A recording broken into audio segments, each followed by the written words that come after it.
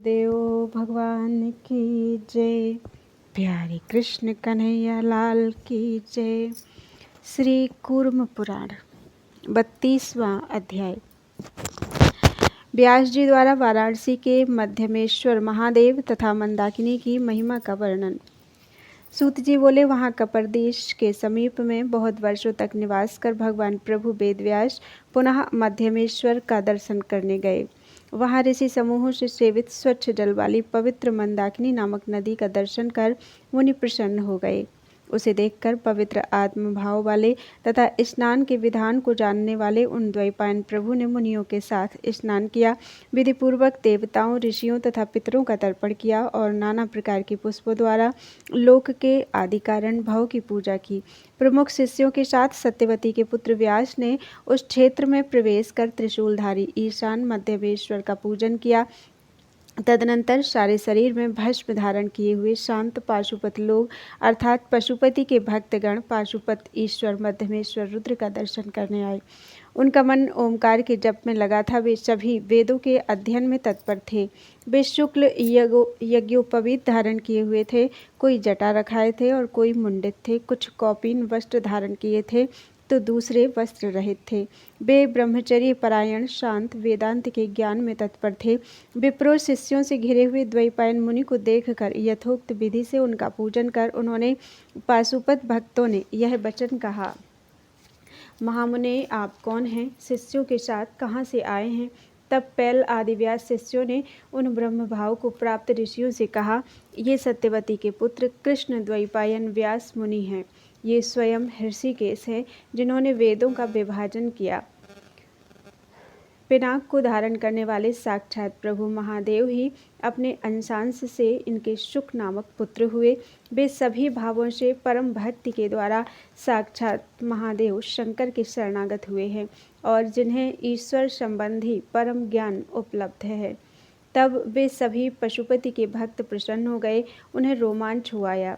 एकाग्र मन से उन्होंने सत्यवती के पुत्र व्यास जी को प्रणाम किया और कहा, भगवान देवदेव की कृपा से जो परमेष्ठी का श्रेष्ठ माहेश्वर विज्ञान है वह आपको ज्ञात है, अतः आप हमें वह श्रेष्ठ अव्यक्त गोपनीय रहस्य बतलाएं ताकि आपके मुख से उसे सुनकर हम शीघ्र ही उन देव का दर्शन कर सकें।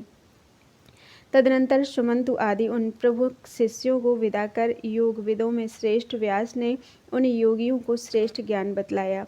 विप्रो उसी क्षण एक निर्मल उत्तम ज्योति प्रकट हुई और क्षण भर में ही वे पाशुपत भक्तगण उसी में लीन हो गए और अंतर्धान हो गए।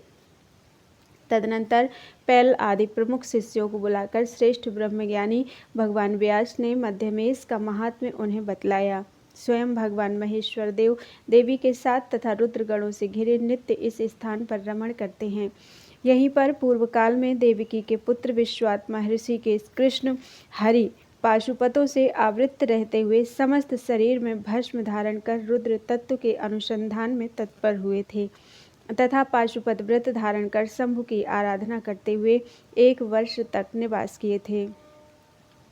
उन व्यास जी के ब्रह्मचर्य परायण बहुत से विज्ञ शिष्यों ने उनके वचन से ज्ञान प्राप्त कर महेश्वर का दर्शन किया। वर प्रदान करने वाले नील लोहित देव साक्षात भगवान महादेव ने उन कृष्ण को उत्तम वर प्रदान किया। जगन्मय जो मेरे भक्त विधि पूर्वक आप गोविंद की अर्चना करेंगे उन्हें ईश्वर संबंधी परम ज्ञान प्राप्त होगा। निसंदेह मेरी कृपा से आप मेरे भक्त द्विजातियों के प्रणम में आराध्य और ध्येय होंगे।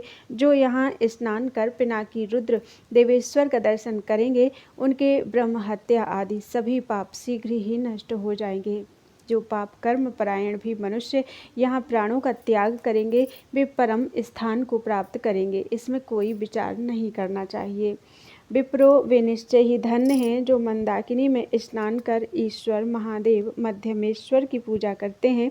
ब्राह्मणों, यहाँ पर एक बार भी किया गया स्नान, दान, तप, श्राद्ध तथा पिंड दान 7 पीढ़ियों तक कुल को पवित्र कर देता है।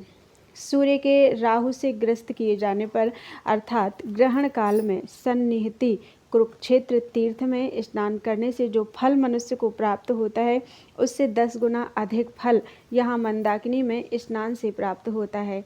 ऐसा कहकर महायोगी प्रभु व्यास जी ने महेश्वर की पूजा करते हुए मध्यमेश्वर के समीप में ही बहुत समय तक निवास किया। इति श्री कूर्म पुराणे षट्सहस्रयां संहितायां पूर्व विभागे द्वात्रिंशो अध्याय। इस प्रकार 6000 श्लोकों वाली श्री कूर्म पुराण संहिता के पूर्व विभाग में 32वां अध्याय पूरा हुआ। बोलो वृंदावन बिहारी लाल की जय। 33वां अध्याय वाराणसी महात्म्य के प्रसंग में व्यास जी का शिष्यों के साथ विभिन्न तीर्थों में गमन। ब्रह्म तीर्थ का आख्यान, व्यास जी द्वारा विश्वेश्वर लिंग का पूजन तथा वहां रहते हुए शिवाराधना। एक दिन भिक्षा न मिलने पर क्रोधाविष्ट व्यास जी का वाराणसी के निवासियों को शाप देने के लिए उद्यत होना। उसी समय देवी पार्वती का प्रकट होना, देवी का व्यास जी को वाराणसी त्यागने की आज्ञा, पुनः स्तुति से प्रसन्न देवी के द्वारा चतुर्दशी तथा अष्टमी को वहां वाराणसी में रहने की अनुमति देना। सूत जी बोले, तदनंतर जैमिनी आदि प्रमुख शिष्यों से आवृत भगवान व्यास जी सभी गुह्य तीर्थों और देव मंदिरों में गए। जिस श्रेष्ठों में परम तीर्थ प्रयाग, प्रयाग से भी अधिक शुभ तीर्थ विश्वरूप, श्रेष्ठ ताल तीर्थ, आकाश नामक महातीर्थ, श्रेष्ठ आर्षभ तीर्थ, स्वर्णील नामक महातीर्थ, श्रेष्ठ गौरी तीर्थ, प्राजापत्य तीर्थ, स्वर्गद्वार, जम्बुकेश्वर, धर्म नाम वाले उत्तम तीर्थ, गया तीर्थ, महातीर्थ, महानदी तीर्थ, परम नारायण तीर्थ, श्रेष्ठ वायु तीर्थ, परम गुह्य ज्ञान तीर्थ, श्रेष्ठ बाराह तीर्थ, महान पवित्र यम तीर्थ, शुभ संवर्तक तीर्थ, अग्नि तीर्थ, उत्तम कलशेश्वर तीर्थ, नाग तीर्थ, सोम तीर्थ, सूर्य तीर्थ, महागुह्य पर्वत नामक तीर्थ, अनुत्तम मणिकर्ण तीर्थ, श्रेष्ठ घटोत्कच तीर्थ, श्री तीर्थ, पितामह तीर्थ, गंगा तीर्थ, देवेश तीर्थ, उत्तम ययाति तीर्थ, कपिल तीर्थ, सोमेश तीर्थ तथा अनुत्तम ब्रह्म तीर्थ में गए। प्राचीन काल में जब ब्रह्मा यहाँ ब्रह्म तीर्थ में लिंग लाकर स्नान करने चले गए, तब विष्णु ने उस ईश्वर के लिंग को यहाँ स्थापित कर दिया। जब स्नान करके ब्रह्मा आए तो उन्होंने विष्णु से पूछा, मेरे द्वारा लाए गए इस लिंग को आपने क्यों स्थापित कर दिया? इस पर विष्णु ने उनसे कहा, मेरी रुद्र में आपसे भी अधिक दृढ़ भक्ति है, इसलिए मैंने लिंग को यहाँ प्रतिष्ठित कर दिया। यह आपके नाम से ही प्रसिद्ध होगा। द्विजोत्तमो, व्यास जी पुनः आगे कहे जाने वाले तीर्थों में गए। भूतेश्वर तीर्थ, धर्म समुद्भव तीर्थ, परम गंधर्व तीर्थ, उत्तम वाहनेय तीर्थ, दौर्वासिक तीर्थ, व्योम तीर्थ, चंद्र तीर्थ, पवित्र चित्रांगदेश्वर तीर्थ, पवित्र विद्याधरेश्वर तीर्थ, केदार तीर्थ, उग्र नामक तीर्थ, अनुत्तम कालंजर तीर्थ, सारस्वत तीर्थ, प्रभास तीर्थ, भद्रकर्ण हृद नामक शुभ तीर्थ, लौकिक नामक महातीर्थ, महालय तीर्थ, हिरण्यगर्भ तीर्थ, गोप्रेक्ष तीर्थ, वृषध्वज तीर्थ, उपशांत तीर्थ, शिव तीर्थ, अनुत्तम व्याघ्रेश्वर तीर्थ, त्रिलोचन तीर्थ, महातीर्थ, लोलार्क तीर्थ, उत्तर नामक तीर्थ, ब्रह्महत्या विनाशक कपाल मोचन तीर्थ, महापवित्र शुक्रेश्वर तीर्थ और उत्तम आनंदपुर तीर्थ आदि मुख्य मुख्य तीर्थों का वर्णन किया गया है। तीर्थों की संख्या का विस्तार नहीं बताया जा सकता। पराशर के पुत्र महामुनि व्यास जी इन सभी तीर्थों में स्नान कर पिनाकी भगवान शंकर की पूजा कर वहाँ उपवास कर देवताओं तथा पितरों का तर्पण कर और उन्हें पिंडदान कर पुनः वहीं गए जहाँ विश्वेश्वर शिव स्थित हैं। शिष्यों के साथ धर्मात्मा महामुनि ने स्नान कर उस परम विश्वेश्वर लिंग की पूजा की और शिष्यों से कहा, अब आप अपने अपने स्थानों को जा सकते हैं। द्विजो, महात्मा व्यास जी को प्रणाम कर वे पैल आदि शिष्य चले गए और उन व्यास जी ने नियमित रूप से वाराणसी में वास किया। वे शांत, जितेंद्रिय, विशुद्धात्मा एवं ब्रह्मचर्य परायण होकर तीनों संध्याओं में स्नान करते थे तथा भिक्षा द्वारा प्राप्त आहार करते हुए पिनाकी की आराधना करने लगे। द्विजोत्तमों, वहाँ रहते हुए एक दिन अमित तेजस्वी व्यास जी को भ्रमण करते रहने पर भी भिक्षा नहीं प्राप्त हुई। तब उनका शरीर क्रोधाविष्ट हो गया। उन्होंने विचार किया कि यहाँ रहने वाले मनुष्यों के लिए ऐसे विघ्न की सृष्टि करूं जिससे उनकी सिद्धि नष्ट हो जाए। पर तत्क्षण ही शंकर की अर्धांगिनी साक्षात महादेवी पार्वती मानुष वेश धरकर प्रसन्न मुद्रा में प्रकट हो गई और बोली, हे महाबुद्धिमान व्यास, आप शाप न दें, आप मुझसे भिक्षा ग्रहण करें। ऐसा कहकर पार्वती ने उन्हें भिक्षा दी। महादेवी ने कहा, मुने, आप क्रोधी तथा कृतघ्न हैं, अतः आपको सदा इस क्षेत्र में नहीं रहना चाहिए। ऐसा कहे जाने पर व्यास जी ने ध्यान द्वारा ये श्रेष्ठ पार्वती हैं ऐसा समझकर प्रणाम किया और श्रेष्ठ स्तुतियों से स्तुति कर उनसे कहा, हे शंकर बल्लभे, चतुर्दशी तथा अष्टमी को यहाँ वाराणसी में प्रवेश करने दें। ऐसा ही हो, ऐसी आज्ञा देकर देवी अंतर्धान हो गई। इस प्रकार महायोगी भगवान व्यास जी क्षेत्र वाराणसी के सभी गुणों विशेषताओं को समझते हुए उन वाराणसी के पार्श्वभाग में रहने लगे। इस प्रकार व्यास जी को स्थित हुआ जानकर विद्वान लोग उस क्षेत्र का सेवन करते हैं, अतः मनुष्य को सभी प्रयत्न कर वाराणसी में निवास करना चाहिए। सूत जी बोले, जो अविमुक्त क्षेत्र वाराणसी का महात्म्य पढ़ता है, सुनता है अथवा शांत द्विजों को सुनाता है, वह भी परम गति को प्राप्त करता है। द्विजो जो स्नान करने के अनंतर श्राद्ध में, देवकार्य में, रात अथवा दिन में, नदियों के किनारों पर अथवा देव मंदिरों में मन को एकाग्र कर दंभ तथा मात्सर्य से रहित होकर नमस्कार पूर्वक ईश शिव का जप करता है, उसे परम गति प्राप्त होती है।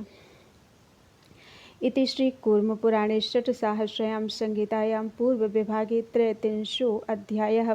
इस प्रकार 6000 श्लोकों वाली श्री कूर्म पुराण संहिता के पूर्व विभाग में 33वां अध्याय पूरा हुआ। बोलो वृंदावन बिहारी लाल की जय। 34वां अध्याय, प्रयाग का महात्म्य। मार्कंडेय युधिष्ठिर संवाद। प्रयाग में संगम स्नान का फल। ऋषियों ने कहा, सुब्रत, अविमुक्त क्षेत्र वाराणसी के महात्म्य का आपने भली भांति वर्णन किया, अब इस समय प्रयाग का महात्म्य बतलाएं। सूत जी, आप समस्त अर्थों को जानने वाले हैं, अब आप वहाँ प्रयाग के जो महान तीर्थ हैं उन्हें हमें बताइए। सूत जी बोले, ऋषियों, आप सभी सुने, मैं विस्तार से आप लोगों को प्रयाग का महात्म्य बतलाता हूँ। जहाँ पितामह देव स्थित हैं, महर्षि मार्कंडेय ने कुंती के पुत्र महात्मा युधिष्ठिर से जो कुछ कहा था वही मैं आप लोगों को बताता हूँ। भाइयों के साथ सभी कौरवों को मारने के उपरांत राजा युधिष्ठिर महान शोक से आविष्ट होकर मोह से ग्रस्त हो गए। तदनंतर थोड़े ही समय बाद महान तपस्वी मार्कंडेय मुनि हस्तिनापुर में आए और राजमहल के द्वार पर खड़े हो गए। उन्हें देखकर द्वारपाल ने भी शीघ्र जाकर राजा युधिष्ठिर से कहा, आपके दर्शन की इच्छा से मुनि मार्कंडेय द्वार पर खड़े हैं। धर्मपुत्र युधिष्ठिर शीघ्र ही तत्परतापूर्वक द्वार पर गए और कहने लगे, महाप्राज्ञ महामुने, आपका स्वागत है, स्वागत है। आज मेरा जन्म सफल हो गया, आज मेरा कुल तर गया। महामुने, आपके प्रसन्न होने पर आज मेरे पितृगण संतुष्ट हो गए। महात्मा युधिष्ठिर ने उन मुनि को सिंहासन पर बैठाकर पाद प्रक्षालन, पूजन इत्यादि के द्वारा उनका सम्मान किया। तब प्रसन्न होकर मार्कंडेय ने युधिष्ठिर से कहा, विद्वन, आप मोह क्यों कर रहे हैं?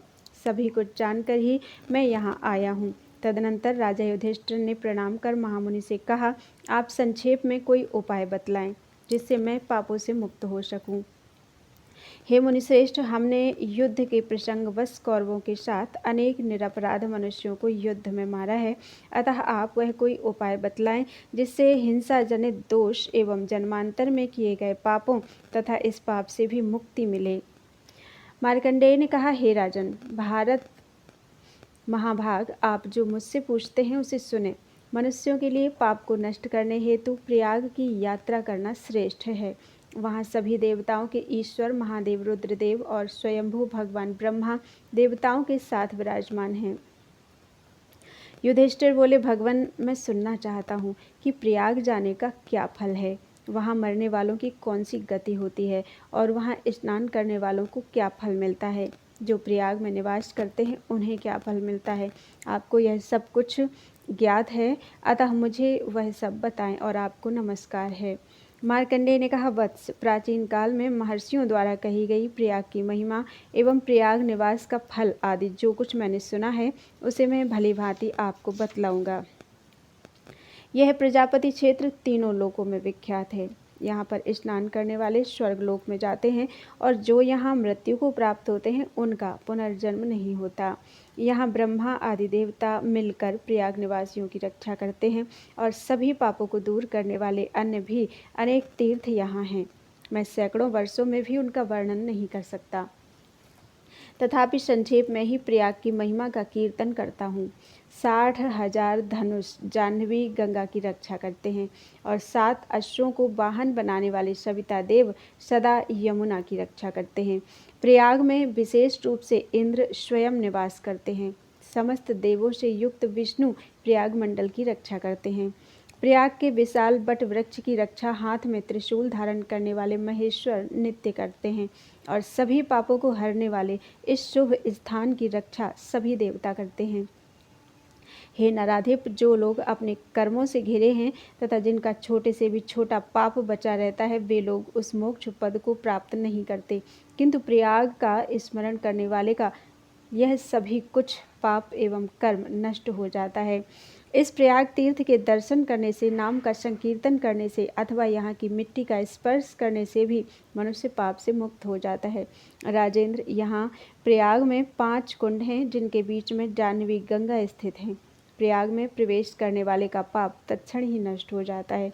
सहस्रों योजन दूर से भी जो मनुष्य गंगा का स्मरण करता है, वह दुष्कृत करने वाला होने पर भी परम गति को प्राप्त करता है।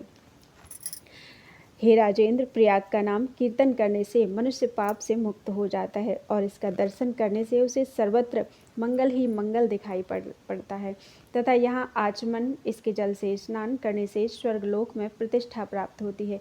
कोई मनुष्य व्याधिग्रस्त हो, दीन हो अथवा क्रुद्ध हो, यदि वह प्रयत्न पूर्वक गंगा यमुना के समीप पहुंचकर प्राण त्याग करता है तो वह सूर्य के समान उद्दीप्त स्वर्णिम आभा वाले विमानों से युक्त होकर अभीष्ट पदार्थों को प्राप्त करता है। ऐसा श्रेष्ठ मुनिजनों का कहना है। वह शुभ लक्षणों वाला मनुष्य सभी रत्नों से युक्त, अनेक प्रकार की दिव्य ध्वजाओं से परिपूर्ण और वरांगनाओं से समन्वित होकर आनंदित होता है। शयन करने पर वह गीत और वाद्य की ध्वनि से जगाया जाता है। जब तक वह जन्म का स्मरण नहीं करता, तब तक स्वर्ग में प्रतिष्ठित रहता है। नरोत्तम पुण्य कर्मों के क्षीण होने पर, स्वर्ग से च्युत होने पर वह स्वर्ण तथा रत्नों से परिपूर्ण समृद्ध कुल में जन्म लेता है और इसी तीर्थ प्रयाग का स्मरण करता है। स्मरण होने पर पुनः वहां जाता है। अपने देश विदेश, अरण्य अथवा घर में जो प्रयाग का स्मरण करते हुए प्राणों का परित्याग करता है, वह ब्रह्मलोक प्राप्त करता है। ऐसा श्रेष्ठ मुनि कहते हैं। वह उस लोक में जाता है जहाँ के सभी वृक्ष इच्छानुसार फल देते हैं, जहाँ की भूमि स्वर्णमयी है और जहाँ ऋषि मुनि तथा सिद्ध जन रहते हैं। अपने किए कर्मों के कारण वह सहस्रों स्त्रियों से रमणीय मंदाकिनी के शुभ तट पर मुनियों के साथ आनंद प्राप्त करता है। वह स्वर्ग में सिद्ध, चारण, गंधर्व तथा देवताओं से पूजित होता है। तदनंतर स्वर्ग से च्युत होने पर वह पुरुष जम्बू द्वीप का स्वामी होता है। तदुपरांत वह बार बार शुभ कर्मों का चिंतन करता हुआ गुणवान तथा धन संपन्न हो जाता है और मन, वाणी तथा कर्म से सत्य धर्म पर प्रतिष्ठित रहता है। इसमें कोई संशय नहीं है। जो व्यक्ति स्वकार्य, पितृकार्य अथवा देवता की पूजा करते समय गंगा और यमुना के मध्य में ग्राम, सुवर्ण, मोती या अन्य कोई पदार्थ प्रतिग्रह दान में लेता है, उसे तीर्थ का पुण्य उस समय तक नहीं मिलता जब तक वह दान में लिए हुए पदार्थ का भोग करता रहता है। अतः तीर्थों तथा पवित्र मंदिरों में दान नहीं लेना चाहिए। द्विज को सभी प्रकार के प्रयोजनों में सावधान रहना चाहिए।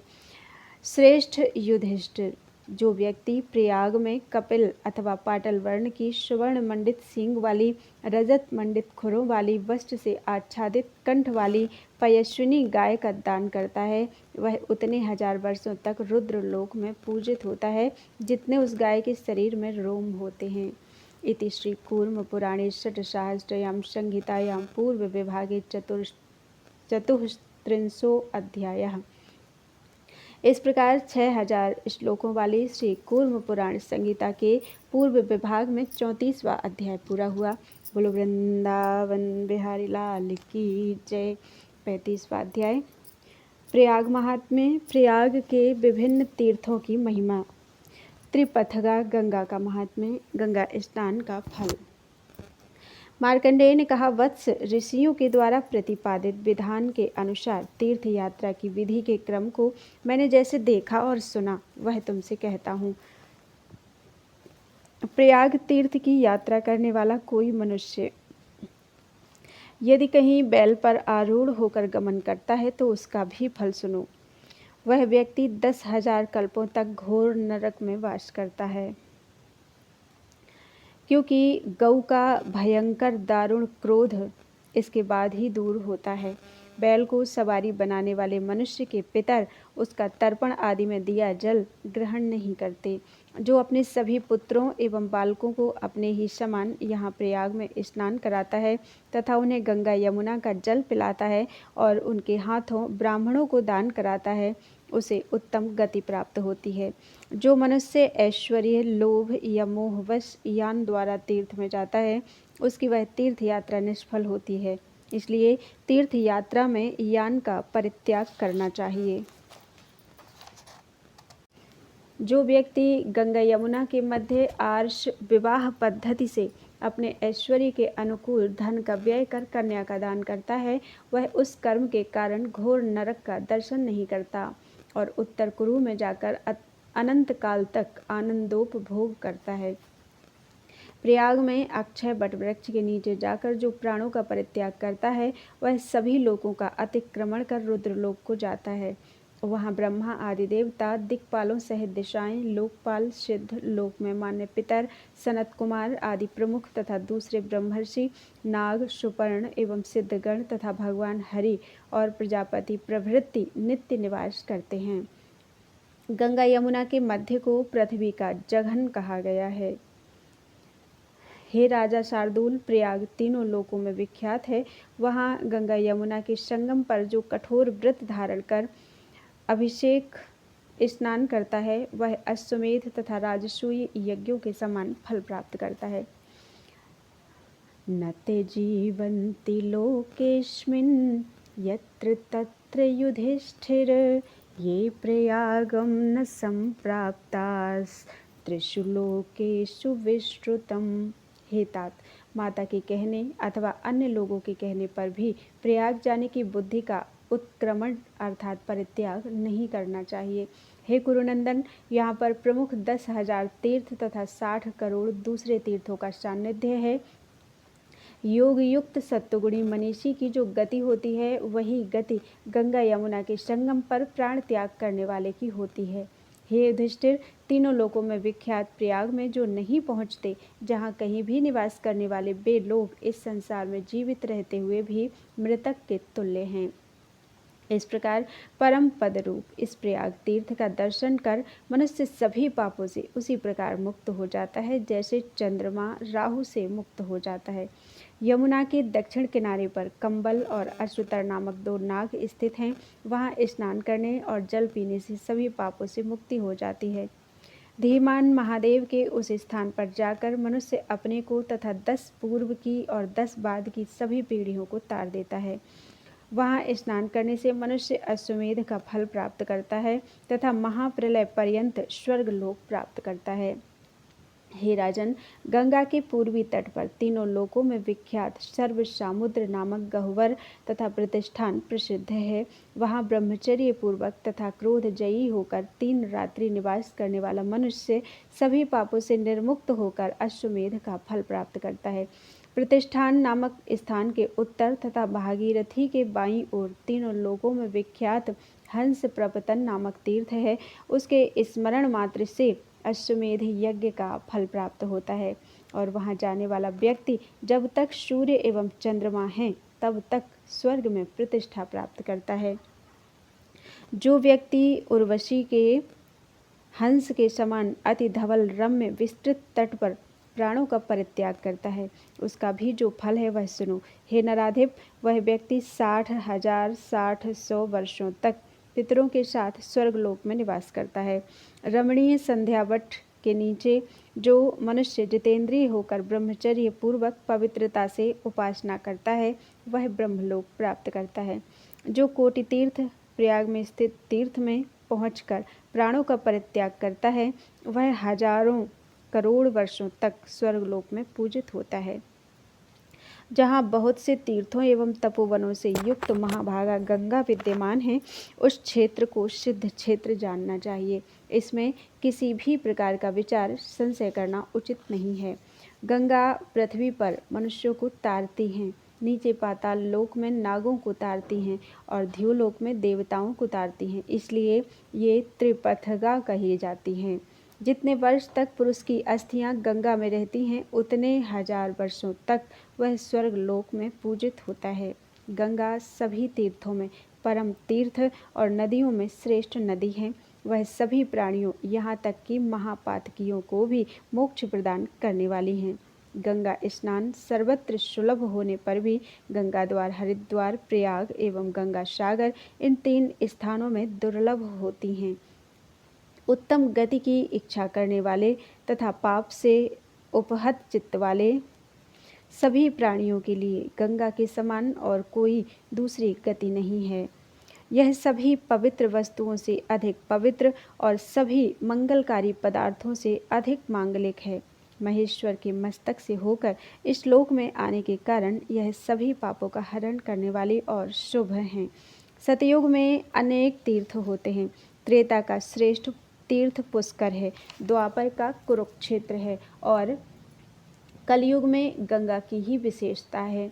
गंगा की ही सेवा करनी चाहिए। विशेष रूप से प्रयाग में गंगा की सेवा करनी चाहिए। कलयुग में उत्पन्न अत्यंत कठिन पाप को दूर करने में कोई अन्य तीर्थ समर्थ नहीं है। इच्छा अथवा अनिच्छा पूर्वक जो गंगा में मृत्यु प्राप्त करता है, वह मृत व्यक्ति स्वर्ग जाता है और नरक का दर्शन नहीं करता। इति श्री कूर्म पुराणे षट्सहस्रयां संहितायां पूर्व विभागे पंचत्रिंशो अध्यायः। इस प्रकार श्री 6000 श्लोकों वाली कूर्म पुराण संहिता के पूर्व विभाग में 35वां अध्याय पूरा हुआ। बोलो वृंदावन बिहारी लाल की जय। 36वां अध्याय। प्रयाग महात्म्य। माघ मास में संगम स्नान का फल। त्रिमाघी की महिमा। प्रयाग में प्राण त्याग करने का फल। मार्कंडेय ने कहा, युधिष्ठिर, गंगा और यमुना के संगम पर माघ महीने में 60,000 तीर्थ जाते हैं। 100,000 गौओं को भली भांति दान करने का जो फल होता है, वही फल प्रयाग में माघ मास में 3 दिन स्नान करने का होता है। गंगा और यमुना के संगम पर जो करीशाग्निका अर्थात करीश सूखा गोमय, इससे अग्नि बनाकर उसके मध्य तपस्या करना, तो करीशाग्नि का सेवन करता है, वह अहीनांग अर्थात हीन अंग से रहित अर्थात संपूर्ण अवयवों से संपन्न, रोग रहित तथा 5 इंद्रियों से युक्त होता है। मान देने वाले युधिष्ठिर, उस मनुष्य के शरीर में जितने रोमकूप होते हैं, उतने 1000 वर्षों तक वह स्वर्ग लोक में पूजित होता है। तदनंतर स्वर्ग से भ्रष्ट होने पर वह जम्बू द्वीप का स्वामी होता है और विपुल भोगों का उपभोग करने के अनंतर वह पुनः इस तीर्थ प्रयाग को प्राप्त करता है। गंगा यमुना के लोक प्रसिद्ध संगम पर जो जल में प्रवेश करता है, वह जिस प्रकार राहु से ग्रस्त चंद्रमा मुक्त हो जाता है, वैसे ही सभी पापों से मुक्त हो जाता है। वह चंद्रलोक में जाता है और 60,000 वर्षों तक चंद्रमा के साथ आनंदोपभोग करता है। हे राजेंद्र, तदुपरांत मुनियों एवं गंधर्वों से सेवित वह स्वर्गलोक से इंद्रलोक में जाता है और वहां से भ्रष्ट होने पर इस लोक में आकर धनवानों के कुल में जन्म लेता है। जो मनुष्य यहाँ प्रयाग में पैर ऊपर और सिर नीचे करके लोहे की धारा का पान अर्थात तपस्या विशेष करता है, वह 100,000 वर्षों तक स्वर्गलोक में पूजित होता है। राजेंद्र, वहाँ से भ्रष्ट होने पर वह मनुष्य अग्निहोत्री होता है और विपुल भोगों का उपभोग करके पुनः इस प्रयाग तीर्थ का सेवन करता है। जो अपना शरीर काटता है अथवा पक्षियों को देता है, ऐसे पक्षियों द्वारा खाए गए मांस वाले उस पुरुष को जो फल प्राप्त होता है, उसे सुनो। वह 100,000 वर्षों तक चंद्रलोक में पूजित होता है। तदनंतर वहाँ से च्युत होने पर धार्मिक, गुणवान, रूप संपन्न, विद्वान और सुंदर तथा प्रिय वचन बोलने वाला होता है और राजा होता है एवं विपुल भोगों को भोग कर पुनः इस तीर्थ का सेवन करता है। प्रयाग के दक्षिण में यमुना के उत्तरी तट पर ऋण प्रमोचन नाम का एक श्रेष्ठ तीर्थ कहा गया है। वहाँ स्नान कर एक रात्रि पर्यंत निवास करने वाला पुरुष ऋणों से मुक्त हो जाता है, सूर्यलोक प्राप्त करता है तथा सदा के लिए ऋण मुक्त हो जाता है। इति श्री कूर्म पुराणे षट्सहस्रयां संहितायां पूर्व विभागे षट्त्रिंशो अध्यायः। इस प्रकार 6000 श्लोकों वाली कूर्म पुराण संहिता के पूर्व विभाग में 36वां अध्याय पूरा हुआ। बोलो वृंदावन बिहारी लाल की जय। 37वां अध्याय प्रयाग महात्म्य, यमुना की महिमा, यमुना के तटवर्ती तीर्थों का वर्णन, गंगा में सभी तीर्थों की स्थिति, मार्कंडेय युधिष्ठिर संवाद की समाप्ति। मार्कंडेय ने कहा, राजन युधिष्ठिर, सूर्य की तीनों लोकों में विख्यात पुत्री महाभागा देवी यमुना नदी यहाँ पर मिली हैं। जिस मार्ग से गंगा प्रवाहित हुई हैं उसी मार्ग से यमुना भी गई हैं। सहस्रों योजन दूर पर भी यमुना नाम लेने से पापों को नष्ट कर देने वाली हैं। युधिष्ठिर, इस यमुना में स्नान करने तथा इसका जल पीने से मनुष्य सभी पापों से मुक्त होकर अपने 7 पीढ़ियों के कुलों को पवित्र कर देता है। जो यहाँ प्राणों का परित्याग करता है वह परम गति को प्राप्त करता है। यमुना के दक्षिणी तट पर अग्नि तीर्थ नाम का एक विख्यात तीर्थ है। यमुना के पश्चिमी भाग में धर्मराज का अनरक नामक तीर्थ कहा गया है। अनरक का अर्थ है नरक। इस तीर्थ में स्नान आदि करने से नरक नहीं जाना पड़ता, इसलिए इसका नाम अनरक है। यहाँ स्नान करने वाले स्वर्ग जाते हैं और जो यहाँ मृत्यु को प्राप्त होते हैं उनका पुनर्जन्म नहीं होता। यहाँ अनरक तीर्थ में कृष्ण पक्ष की चतुर्दशी को स्नान करके पवित्रता पूर्वक जो धर्मराज का तर्पण करता है वह निसंदेह महापापों से मुक्त हो जाता है। मनीषी लोगों का यह कहना है कि प्रयाग में 10,000 प्रधान तीर्थ और 30 करोड़ दूसरे अप्रधान तीर्थ स्थित हैं। वायु ने कहा कि ध्युलोक, भूलोक और अंतरिक्ष में 3.5 करोड़ तीर्थ हैं और जाह्नवी उन सभी तीर्थों से युक्त कही गई हैं। जहाँ महाभागा गंगा होती हैं वही पवित्र देश है और वही तपोवन है। गंगा के तट पर स्थित उस स्थान को सिद्ध क्षेत्र समझना चाहिए। जहाँ देवी के साथ महादेव महेश्वर देव बटेश्वर स्थित हैं वह नित्य तीर्थ है, वह स्थान नित्य तीर्थ है और वह तपोवन है। इस सत्य को द्विजातियों, साधुओं, मित्रों, अपने पुत्र तथा अनुगामी शिष्य के कान में कहना चाहिए। यह प्रयाग धन्य है, स्वर्ग फलप्रद अर्थात स्वर्ग रूपी फल देने वाला है। यह पवित्र, सुख, पुण्य, रमणीय, पावन और उत्तम धर्म युक्त है। यह महर्षियों के लिए गोपनीय रहस्य है, सभी पापों को नष्ट करने वाला है। यहाँ द्विज वेद का स्वाध्याय कर निर्मल हो जाता है।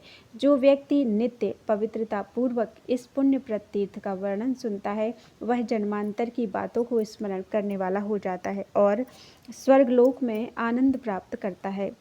शिष्ट मार्ग का अनुसरण करने वाले सज्जन पुरुष ऐसे तीर्थों में जाते हैं। कुरु के वंशधर युधिष्ठिर, तीर्थों में स्नान करो, इस विषय में विपरीत बुद्धि वाले मत हो। ऐसा कहकर उन भगवान मार्कंडेय महामुनि ने युधिष्ठिर के द्वारा पूछे जाने पर पृथ्वी में जो कोई भी तीर्थ थे उन्हें बतलाया और पृथ्वी तथा समुद्र आदि की स्थिति एवं नक्षत्रों की स्थिति का संपूर्ण वर्णन कर वे मुनि चले गए। प्रातःकाल उठकर जो इस प्रयाग महात्म्य का पाठ करता है अथवा इसे सुनता है वह सभी पापों से मुक्त होकर रुद्रलोक में जाता है। इति श्री कूर्म पुराणे षट्सहस्रयां संहितायां पूर्व विभागे सप्तत्रिंशो अध्यायः। इस प्रकार 6000 श्लोकों वाली कूर्म पुराण संहिता के पूर्व विभाग में 37वां अध्याय पूरा हुआ। बोलो वृंदावन बिहारी लाल की जय। त्वदीयं वस्तु गोविंदं तुभ्यमेव समर्पितम्।